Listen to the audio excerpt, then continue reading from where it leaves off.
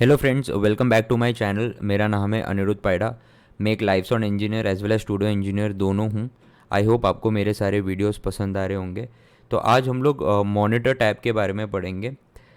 जैसे कि मैंने आपको बोला था कि आपका सबसे पहले इन्वेंट्री कॉन्फ़िगरेशन बहुत ज़्यादा इंपॉर्टेंट होता है, आपका रिप्रेजेंटेशन बहुत ज़्यादा इंपॉर्टेंट होता है। तो आपको उसका जो रिफ्लेक्शन है वो मॉनिटर टैब में दिखेगा। जैसे कि मान लीजिए अभी तो फ़िलहाल मेरे पास कोई ऑनलाइन चीज़ें हैं नहीं, तो मेरे को ऑफलाइन ही से ही आपको एक्सप्लेन करना पड़ेगा। तो मैं एक्सेंट डिजिटल में जाके मैंने G57 बैंड ले लिया, ठीक है। तो मैंने कुछ अभी मेरे ख्याल से 12 रिसीवर्स जैसा कुछ ले लिया है, ठीक है। तो सबसे पहले तो हम इसको कलर कोड करेंगे। मैंने इसको कलर कोड किया।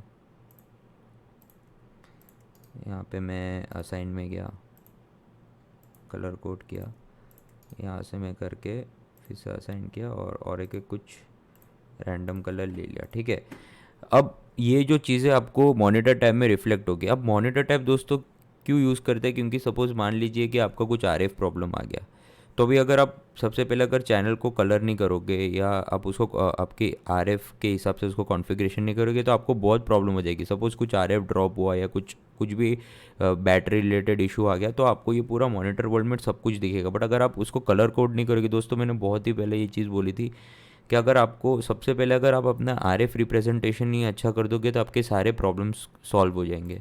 तो जैसे कि आज मैं आपको बताऊंगा मॉनिटर्स के बारे में, मॉनिटर विंडो के बारे में, कि कैसे आप अपना रिप्रेजेंट कर सकते हो ताकि आप ही को ईजी हो जब आप शो कर रहे हो।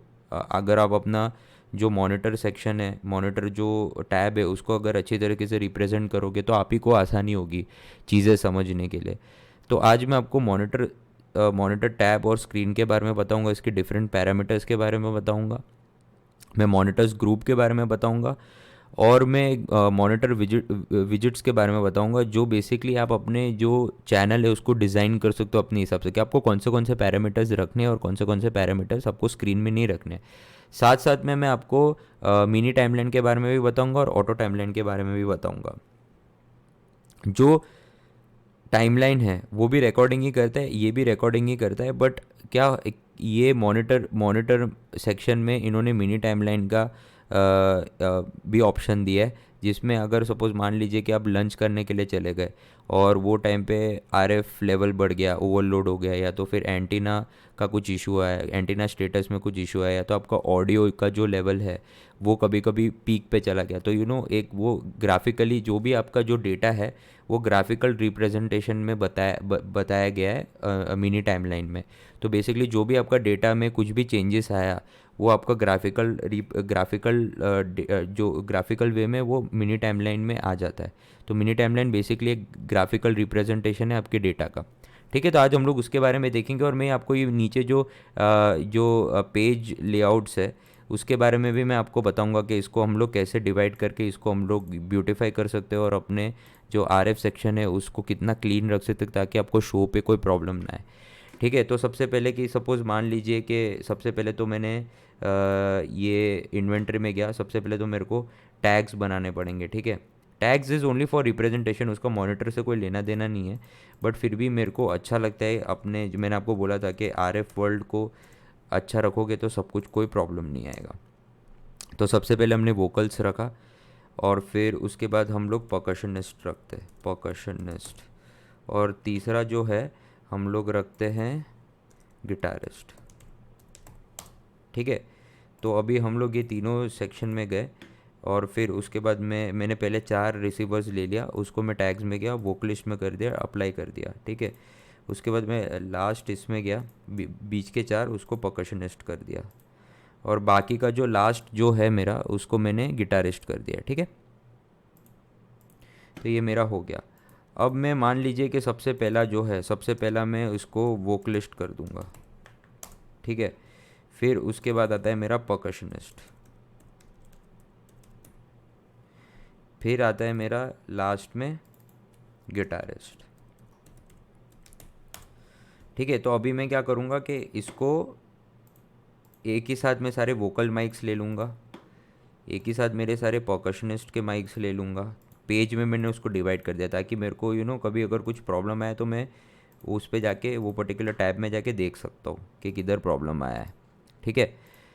तो अभी सपोज मान लीजिए कि शो पे अगर ऐसा कुछ वोकल्स का जो चौथा रिसीवर है उसमें प्रॉब्लम आ रहा है, तो मैं तुरंत जाके यहाँ पे अगर मेरे को कुछ भी प्रॉपर्टीज़ में चेंज करना है तो मैं जाके उसको चेंज कर सकता हूँ। तो बेसिकली ये रिप्रेजेंटेशन का वहाँ पे काम आता है। अब सबसे ज़्यादा इम्पोर्टेंट चीज़ ये है कि आप ये सारा, जैसे मैंने यहाँ पे क्लिक किया एक एक एक एक करके, और फिर मेरे को टाइम वेस्ट हो रहा है। अभी अगर मैं क्या कर सकता हूँ, इसको ग्रुप बना के एक ही साथ में क्लिक करूँगा तो सारा सब कुछ इधर आ जाएगा। अब मैं आपको ग्रुप बनाना सिखाता हूँ। सबसे पहले मैं सपोज़ यहाँ पे फिर से वोकलिस्ट करके एक टैब बना देता हूँ, वोकलिस्ट ग्रुप करके ऐसे लिख देता हूँ।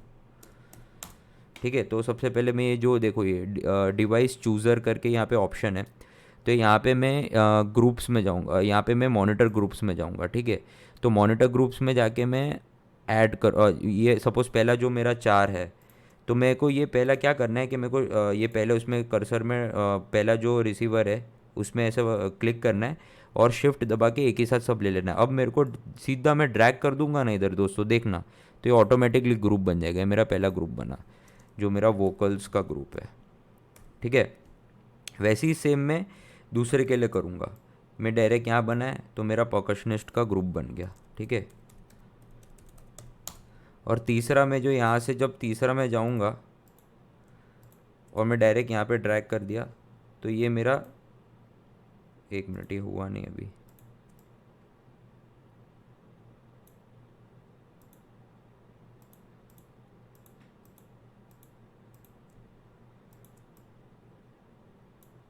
ठीक है, मेरा तीसरा ग्रुप बन गया। इसको मैं अभी बोलूँगा मेरा ये क्या होगा, गिटारिस्ट। अब मैं यहाँ पे फिर से पेज सेटअप में जाता हूँ नीचे, और मैं यहाँ डबल क्लिक करके इसको पहले मैं नेमिंग दे देता हूँ। यहाँ पे परकशनिस्ट को दे दूँगा परकशन, फिर जो चौथा परकशन ग्रुप करके। ठीक है, फिर उसके बाद यहाँ पे मैं दे दूँगा गिटारिस्ट, गिट GU गिटारिस्ट ग्रुप। ठीक है, तो अब इंस्टेड ऑफ मैं यहाँ पे पहले देखो दोस्तों, मैं यहाँ पे जाके पहले ये देखो ऐसे सब सिलेक्ट विलेक्ट करता था ना, तो अब मेरे को कुछ नहीं करना है। अब मेरे को, मैं यहाँ पे जो सिलेक्ट करता था तो मेरे को क्या होता था कि एक एक जगह जाके फिर मेरे को सिलेक्ट करना पड़ता। अब जो जो मैंने ग्रुप बनाया, देखो दोस्तों, ग्रुप में डायरेक्ट जाके मेरे को सिर्फ और सिर्फ ये वोकल्स ग्रुप सिलेक्ट करना है। तो ये देखो सारी चीज़ें मेरी इधर आ गई। परकशंस में जाके मेरे को सिर्फ परकशन सिलेक्ट करना है तो मेरे सारे परकशंस इधर आ गए। गिटारिस्ट में जाके मेरे को सिर्फ गिटारिस्ट सिलेक्ट करना है तो मेरे सारे गिटारिस्ट आ गए।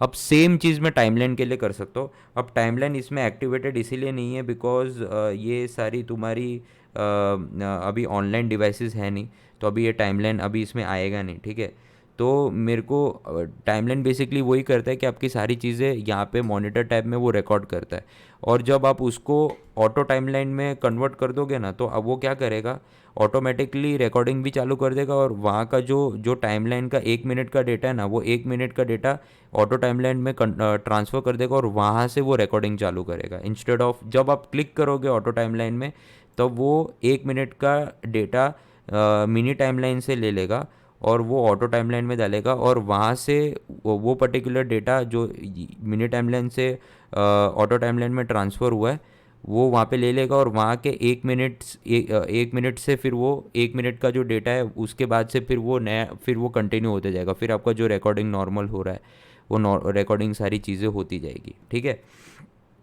तो अभी फ़िलहाल तो ये यहाँ पे मिनी टाइमलाइन में इसलिए नहीं आ रहा है बिकॉज ये सारे सब ऑफलाइन डिवाइसेस है। जब ये ऑनलाइन होंगे तो ये डेफिनेटली आ जाएंगे। ठीक है, अब मैं एक ऑप्शन में जाऊंगा कि यहाँ पे अरेंज में आता है ऑटो, फ्री और स्नैप। अभी गए राइट क्लिक किया तो ये क्या करेगा दोस्तों, देखना, मैं सब इसमें जाऊंगा तो ये ऐसे कि सपोज़ ये ऑटो है तो ऑटो में ये सब सारी चीज़ें एक साथ घूमेगी। ठीक है, उसके बाद फ्री में आता है तो फ्री में जैसे कि आप ये इसको इंडिविजुअली ऐसे घुमा सकते हो, और अगर आप इसको ऑटो में रखते हो तो एक साथ ये सारी चीज़ें आ जाएगी।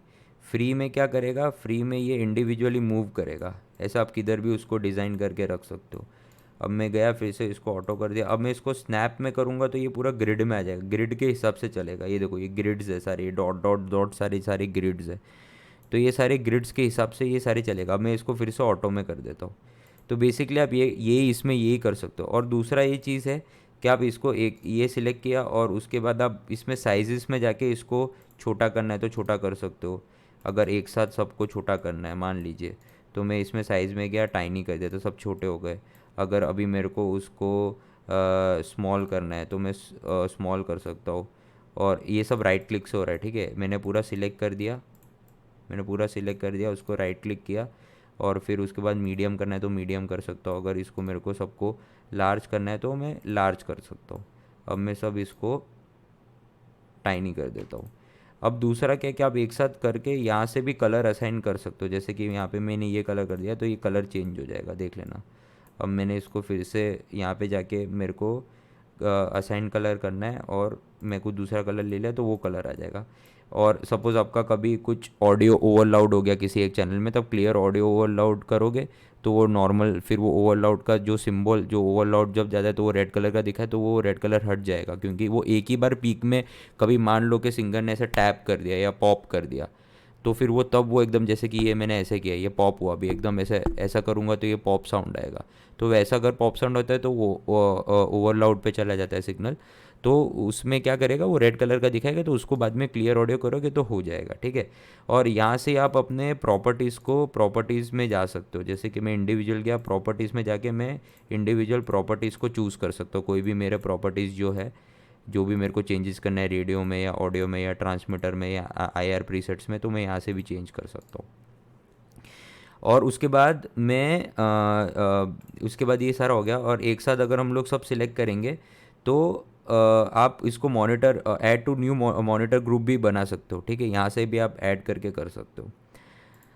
और एक लास्ट टॉपिक है इसमें जो बहुत ही इम्पोर्टेंट है, वो है मॉनिटरिंग विजेट्स। तो मॉनिटरिंग विजेट डिज़ाइनर, तो बेसिकली आपको ये पर्टिकुलर चैनल है, ये चारों चैनल है, ठीक है। चारों चैनल का अगर मान लीजिए कि आपको RF सिग्नल नहीं चाहिए, या RF फ्रीक्वेंसी वाला मीटर नहीं चाहिए, RF ऑडियो मीटर नहीं चाहिए, कुछ भी नहीं चाहिए, ये तीनों निकल जाए, RF पावर एनक्रिप्शन निकल जाए, मैंने ओके कर दिया तो ये सब निकल जाएंगे, वो सब निकल जाएगा। तो पर हमको तो सभी चाहिए, तो हम लोग क्या करेंगे कि इसको पूरा एक आध सिलेक्ट करेंगे, यहाँ पे जाएंगे और सारी चीज़ें हम लोग ले लेंगे कि नहीं, हमें सब सारी चीज़ें चाहिए, हमें कोई भी चीज़ें ऐसा नहीं है कि जो हमें काम का नहीं आएगा, सब कुछ हमारे लिए काम का आएगा। तो दोस्तों ये वीडियो में सिर्फ इतना ही है। ये पूरा मैंने मॉनिटर ट्रैप के बारे में एक ही साथ आपको सारी चीज़ें समझा दी है, ताकि आपको कभी प्रॉब्लम ना आए, बिकॉज़ बहुत ही ज़्यादा ये इम्पोर्टेंट चीज़ है। आप अपना जो RF मॉनिटर टैब है, जब आप इसको अच्छे वे में रिप्रेजेंट करोगे तो आप ही को शो के दौरान कुछ प्रॉब्लम नहीं आएगा, ठीक है। तो फ़िलहाल के लिए मैं सिर्फ ये वीडियो में इतना ही कहना चाहता हूँ, एंड आई होप आपको ये सारे वीडियोस पसंद आ रहे हो। और मैं हिंदी में इसलिए बोल रहा हूँ क्योंकि ताकि सभी को पता चले, मेरा रीच इतना है, मेरा मेन ऑब्जेक्टिव ये है कि जितना हो सके आप ये वीडियो को शेयर कीजिए, और मैं बहुत ही मेहनत कर रहा हूँ दोस्तों इसके पीछे। आई होप आपको पसंद आए। So thank you for watching this video, thank you so much.